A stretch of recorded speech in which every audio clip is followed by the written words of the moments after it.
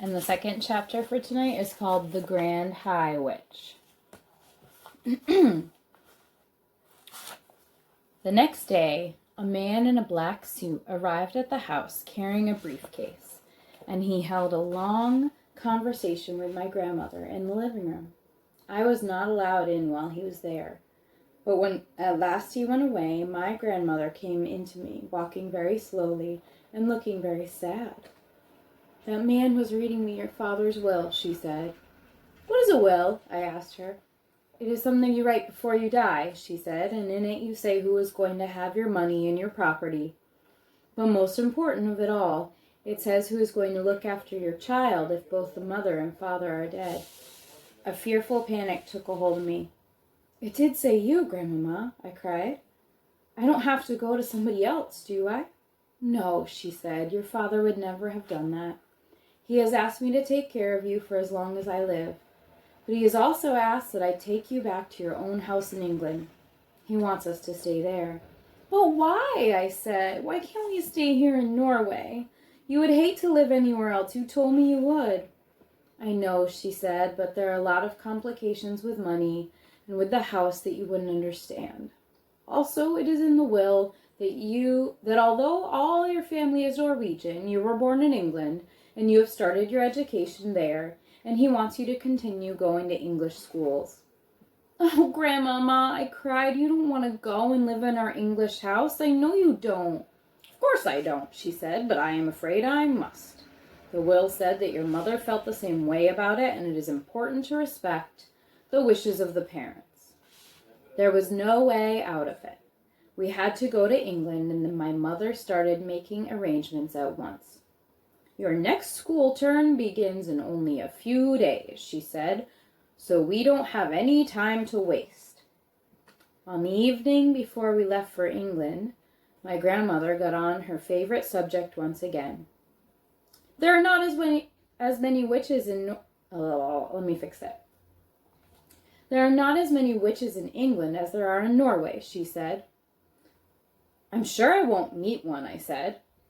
"I certainly hope you won't," she said, "because those English witches are probably the most vicious in the whole world." As she sat there smoking her foul cigar and talking away, I kept looking at the hand with the missing thumb. I couldn't help it. I was fascinated by it, and I kept wondering what awful thing had happened that time when she met a witch. It must have been something absolutely appalling and gruesome. Otherwise, she would have told me about it. Maybe the thumb had been twisted off. Or perhaps she had been forced to jam her thumb down the spout of a boiling kettle until it was steamed away. Or did someone pull it out of her hand like a tooth? I couldn't help but trying to guess. "Tell me what those English witches do, Grandmama," I said. "Well," she said, sucking away at her stinking cigar, "their favorite ruse is to mix up a powder that will turn a child into some creature or other that all grown-ups hate." "What sort of creature, Grandmama?" "What creature do you guys think?" she said. "Often it's a slug," she said.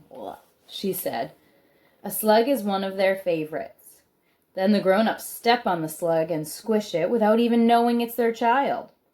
"That's perfectly beastly," I cried. "Or it might be a flea," my grandmother said. "They might turn you into a flea." And without realizing what she was doing, your own mother would get out the flea powder, and then it's goodbye, you. "You're making me nervous, Grandma. I don't want to go back to England." "I've known English witches," she went on, "who have turned children into pheasants." Pheasant is it's a small bird, like a turkey, a tiny turkey. "And then sneaked the pheasants up into the woods the very day before pheasant shooting season." "Ouch," I said. "So they get shot?" "Of course they get shot," she said. "And then they get plucked, and then they get roasted and eaten for supper." I pictured myself as a pheasant, flying frantically over the men with the guns, swerving and dipping as the guns exploded below me. "Yes," my grandmother said, It gives the English witches great pleasure to stand back and watch the grown-ups doing away with their own children. I really don't want to go to England, Grandmama. Of course you don't, she said, nor do I, but I'm afraid we've got to. Are witches different in every country, I asked. Completely different, my grandmother said. But I don't know much about other countries. Don't you even know about America? I asked. Not really, she answered, although I've heard that over there the witches are able to make the grown-ups eat their own children. Never, I cried. Oh no, Grandmama, that can't be true. I don't know whether it's true or not, she said. It's only a rumor I heard. But how could they possibly make them eat their own children? I asked. By turning them into hot dogs, she said. That wouldn't be too difficult for a clever witch. Does every single country in the world have its witches? Wherever you find people, you find witches, my grandmother said. There is a secret society of witches in every country. And do they all know one another, Grandmama? They do not, she said. A witch only knows the witches in her own country. She is strictly forbidden to communicate with any foreign witches. But an English witch, for example, will know all the other witches in England. They are all friends. They ring each other up. They swap deadly recipes. Goodness knows what else they talk about. I hate to think. I sat on the floor, watching my grandmother. She put her cigarette stub in the ashtray and folded her hands across her stomach. Once a year, she went on, the witches of each separate country hold their own secret meeting. They all get together in one place to receive a lecture from the Grand High Witch of all the world. From who? I cried. She is the ruler of them all, my grandmother said. She is all-powerful. She is without mercy. All other witches are petrified of her. They see her only once a year at their annual meeting. She goes there to whip up excitement and enthusiasm and give orders. The Grand High Witch travels from country to country, attending all those annual meetings. Where do they have those meetings, Grandmama? Well, there are all sorts of rumors, my grandmother answered. I have heard it said that they just book into a hotel like any other group of women who are holding a meeting. I have also heard it said that some very peculiar things go on in the hotels they stay in. It is rumored that the beds are never slept in, that there are burn marks on the bathroom carpets, that toads are discovered in the bathtubs, and that down in the kitchen the cook once found a baby crocodile swimming in his saucepan of soup. My grandmother picked up her cigar and took another puff, inhaling the foul smoke deeply into her lungs. Where does the Grand High Witch live when she's at home? I asked. Nobody knows, my grandmother said. If we knew that, then she could be rooted out and destroyed. Witchophiles all over the world have spent their lives trying to discover the secret headquarters of the Grand High Witch. What is a witchophile, Grandmama? Now, Miss Lauren's going to show you right now. Witchophile is a word that you can think about. So phile means love. So a witchophile is someone who loves witches, probably loves learning about witches. Let's see what Grandmama says. But before that, we have the cook finding the baby crocodile. Pretty funny. Grandmama says, excuse me. A person who studies witches and knows a lot about them is a witchophile. Are you a witchophile, Grandmama? I am a retired witchophile, she said. I am too old to be active any longer. But when I was younger, I traveled all over the globe trying to track down the Grand High Witch. I never even came close to succeeding. Is she rich? I asked. She's rolling, my grandmother said. Simply rolling in money. Rumor has it that there is a machine in her headquarters, which is exactly like the machine the government uses to print the banknotes you and I use. After all, banknotes are only bits of paper with special designs and pictures on them. Anyone can make them who has the right machine and the right paper. My guess is the Grand High Witch makes all the money she wants, and she dishes it out to witches everywhere." "What about foreign money?" I asked. "Those machines can make Chinese money if you want them to," my grandmother said. "It's only a question of pressing the right button." "But Grandmama," I said, "if nobody has ever seen the Grand High Witch, how can you be so sure she exists?" My grandmother gave me a very long and severe stare. "Nobody has ever seen the devil," she said, "but we know he exists." The next morning, we sailed for England, and soon I was back in the old family house in Kent, but this time with only my grandmother to look after me. Then the Easter term began, and every weekday I went to school, and everything seemed to have come back to normal again. Now at the bottom of our garden there was an enormous conker tree. I don't know what a conker tree is. And high up in its branches, Timmy, my best friend, and I had started to build a magnificent tree house. We were able to work on it only at the weekends, but we were getting along fine.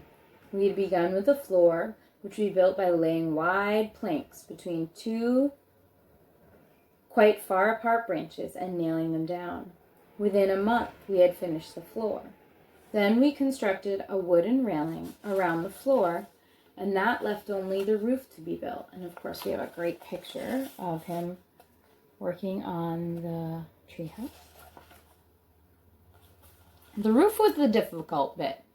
On Saturday afternoon, when Timmy was in bed with flu, I decided to make a start on the roof all by myself.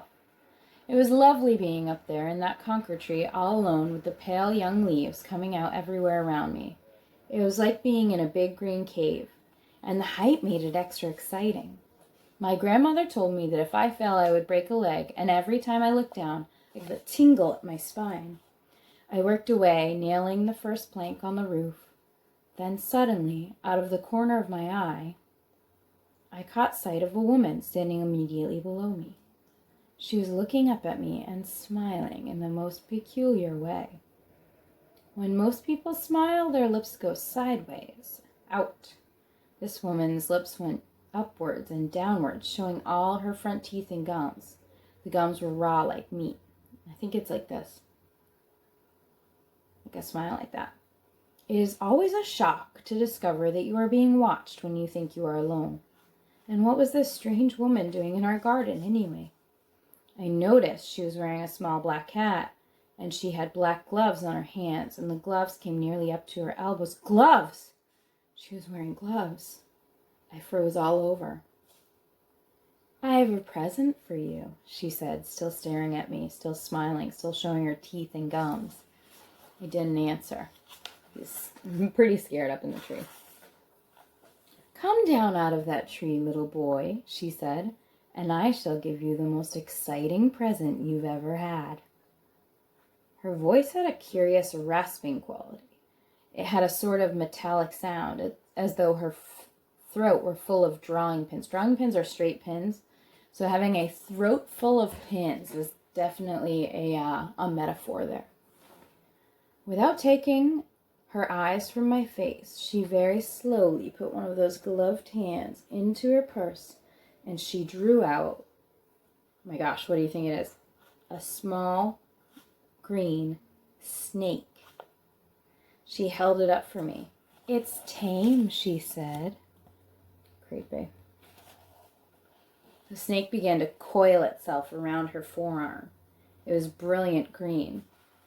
"If you come down here, I shall give him to you." "Oh, Grandmama," I thought, "come and help me." Then I panicked.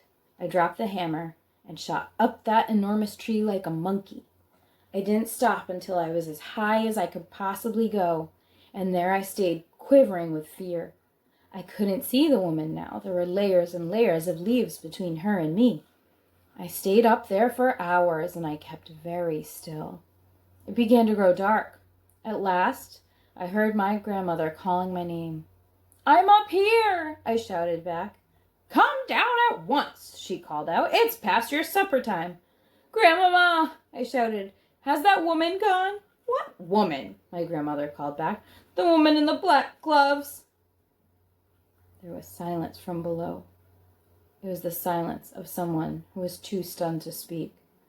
"Grandmama," I shouted again. "Has she gone?" "Yes," my grandmother answered at last. "She's gone. I'm here, my darling. I'll look after you. You can come down now." I climbed down. I was trembling. My grandmother enfolded me in her arms. "I've seen a witch," I said. "Come inside," she said. "You'll be all right with me."